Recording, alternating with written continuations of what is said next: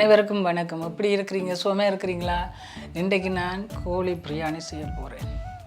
அதை எப்படி செய்கிறதுன்றதை உங்களுக்கு கொண்டு பின்னொன்றாக காட்டுறேன். வாங்கோ.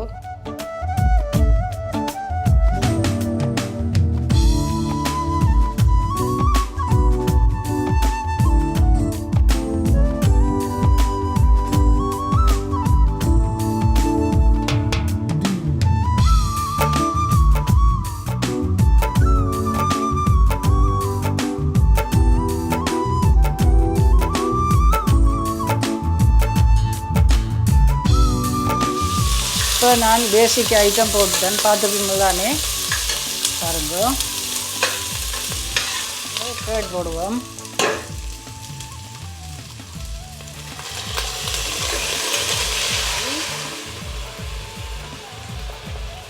இந்த இது வந்து சீரகம், மிளகு, உள்ளி, இஞ்சி எல்லாம் குத்தி போட்டிருக்கிறேன். போடுவோம்.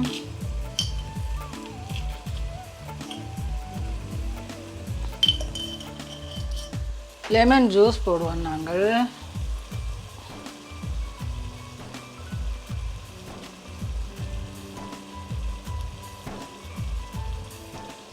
மிளகாத்தூள் போட போகிறேன். இது நான் திரிச்சு வச்சது எல்லாம் கலந்த மிளகாய் தான், தனி மிளகாயில் எல்லாம் சேர்ந்தது. கூட்டுறதுக்கு இந்த பியூரு தனியாக தக்காளி பியூரு இது போடுறேன், கொஞ்சம் ஆட் பண்ணுறேன்.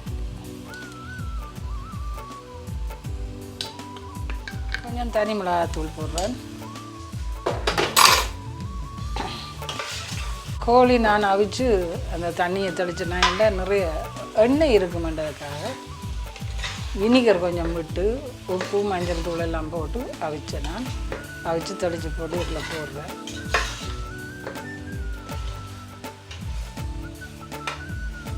இப்போ இதுக்குள்ளே இந்த அரைச்ச தண்ணி, என்ன சீரகமிளகாய் அரைச்ச தண்ணியை விடுறேன்.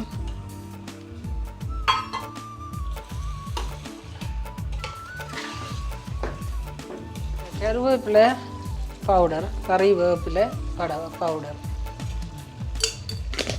இது வந்து இந்த ரைஸ் வந்து நல்லா கழுவி போட்டு சுடுதண்ணியில் ஊற விட்டேன். நான் சிக்கன் அதோட எல்லாம் ப்ரிப்பேர் பண்ணணும்னா இதை செய்திருக்கிறேன். பாருங்க, பவுடர் ஆட் பண்ணுவேன். பாருங்க,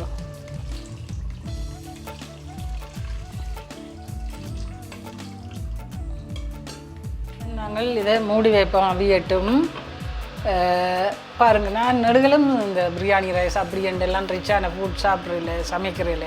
கிழமையில் எப்பாலும் ஒருக்கா நாங்கள் செய்வோம். பிள்ளைகள் எல்லாம் நிற்க சாட்டர்டே எல்லாம் செய்வோம். சண்டேஸ்லேயும் எங்களுக்கு நேரம் இல்லை. ஆகவே நாங்கள் இது செய்கிறதுக்கு காரணம் எப்பயாலும் இருந்துட்டு ஆசையாக இருக்கும் பிள்ளைகளுக்குன்ட்டு செய்து கொடுக்குறேன். நார்மலாக நாங்கள் மற்றவர்களையும் நாங்கள் கவனிக்குவோம். இந்த விலைவாசி கூடின காலங்களில் பெரிய அண்டா குண்டாவில் நாங்கள் சமைச்சு எங்களோட ஃப்ரெண்ட்ஸுக்கு கொடுக்குறதையும் பார்க்க இல்லாதவர்களுக்கு கொடுக்குறது நல்லது தானே. அப்படித்தான் அந்த சிந்தையோடு நான் வாழ்கிறேன். எங்களோட குடும்பம் அப்படித்தான் வாழுது. ஆகவே நீங்களும் இது நெடுக செய்யணுமெண்டில் இருந்துட்டப்பாலும் செய்து சாப்பிடுங்க. அதுதான் என்னுடைய விருப்பம். உங்களுக்கும் சொல்கிறேன். அவிய விட்ட நான் பாருங்கள் எப்படி இருக்குது. சரி, இதுக்கு கொஞ்சம் கரம் மசாலா போடுவோம்.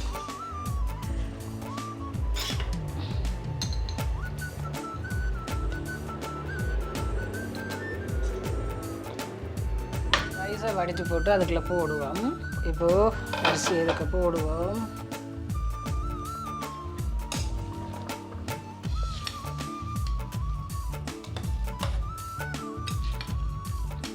உப்பு காணுமான்னு பார்ப்போம்.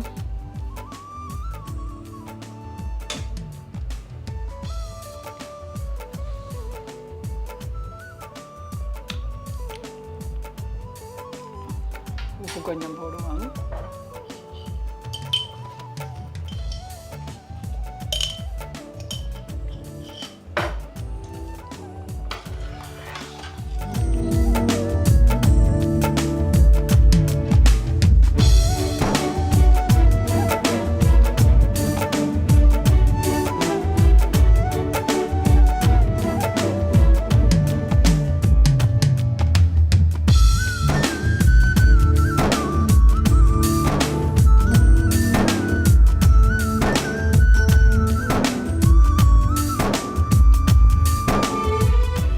முட்டை அங்கால அவியுது.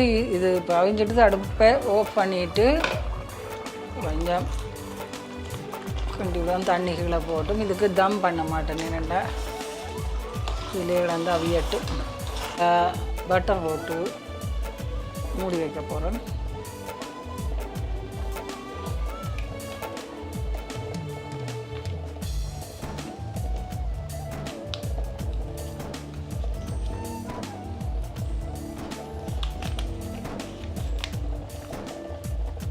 மெல்ட் ஆகட்டும்.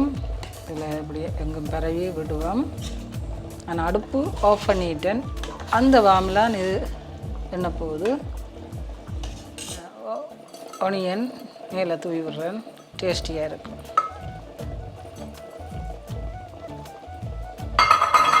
மூடி வைப்போம்.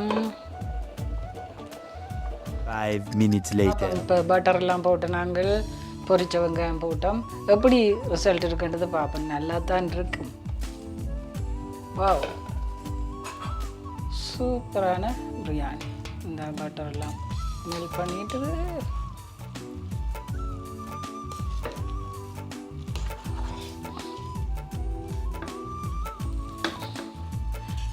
இந்த பிரியாணியை கொஞ்சம் ஆற விட்டு பரிமாறினா தான் உதிரி உதிரியாக வரும். ஓகே, ஒரு வழியாக முடிஞ்சது ஃப்ரெண்ட்ஸ். ஆவி பறக்க பறக்க உங்களுக்கு காட்டுறேன். நீங்கள் உற்சாகமாக இருங்க, ஹெல்த்தியாக இருங்க. நல்ல சமையல் பாருங்கள். ஹைலைட்டாக நான் இந்த பச்சடி போட்டேன். அடுத்தது முட்டை, கோழி பிரியாணி செய்தேன் நான். நீங்களும் இது போல் செய்து சாப்பிடுங்க. உங்களை உற்சாகப்படுத்துறதுக்கு நான் ஒரு திருவசனத்தை சொல்ல ஆசைப்படுகிறேன். பூமியின் சகல குடிகளையே கர்த்தரை பாடி நாளுக்கு நாள் அவருடைய ரட்சிப்பை சுவிசேஷமாய் அறிவியுங்க. இந்த வேதத்தில் நிறைய சொல்லிக்கொண்டே இருக்கிறது. ஆகவே நாங்கள் சத்தியத்துக்கு கீழ்ப்படிவோம், ஆண்டவருக்கு கீழ்ப்படிவோம். ஆண்டவர் வார்த்தை எல்லாருக்கும் சொல்லுவோம். நாங்கள் பெற்ற இன்பத்தை அவர்களும் பெற்றுக்கொள்ளட்டும். ஓகே, உங்களை நான் ஆசீர்வதிக்கிறேன், வாழ்த்துகிறேன். என்னுடைய சேனலுக்கு நீங்கள் சப்போர்ட் தாங்கோ.